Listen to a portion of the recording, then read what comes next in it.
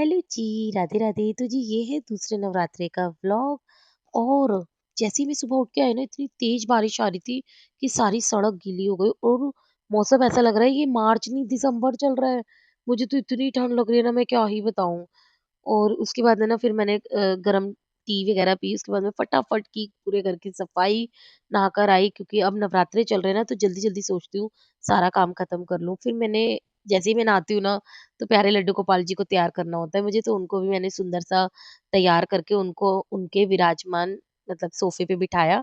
उसके बाद मैंने माता रानी की भी पूजा करने की सारी तैयारी करी। नवरात्रों में सुबह सुबह पूजा होती है ना, बहुत ही ज्यादा अच्छा लगता है। मैंने जोत जलाई, छोटा-सा हवन भी हम रोज़ ही करते हैं, तो वो किया। उसके बाद आरती गाई। मैं और रियांशी पूजा कर रहे थे क्योंकि पीहू बाथरूम में थी।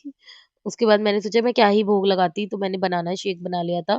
लेकिन रियांश को तो बनाना शेक खा पीना नहीं है, तो उसको जवे खाने थे। मैंने बनाना शेक बना के भोग लगाया, उसके बाद मैंने बनाए जवे, जो कि रियांश और पीहू दोनों को खाने थे। फिर पीहू के पापा आ गए थे, उनको भी खाना-पीना दिया, फ्रूट वगैरह कट कर दिए थे उनके लिए।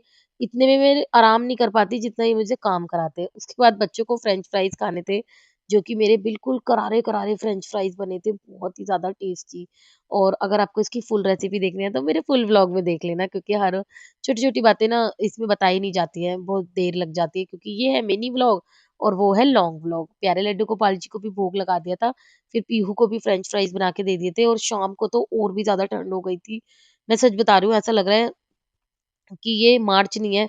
मार्च में क्या-क्या नहीं हो गया, लो मतलब क्या-क्या हो गया। मुझे लगता है काफ़ी सालों से ना मार्च ऐसे ही चल रहा है, और 22 मार्च यानी कि आज भी लॉकडाउन को 6 साल हो गए हैं। मतलब जब से मार्च ऐसे ही चल रहा है। मार्च में कुछ न कुछ घटनाएँ चलती रहती हैं। बाय द वे, ये सब छोड़ो, मैं आ गई थी किचन में शाम का खाना बनाने के लिए, और इतना काम था ना मेरे पास, क्योंकि मुझे व्रत का खाना भी बनाना है और नॉर्मल खाना भी बनाना है।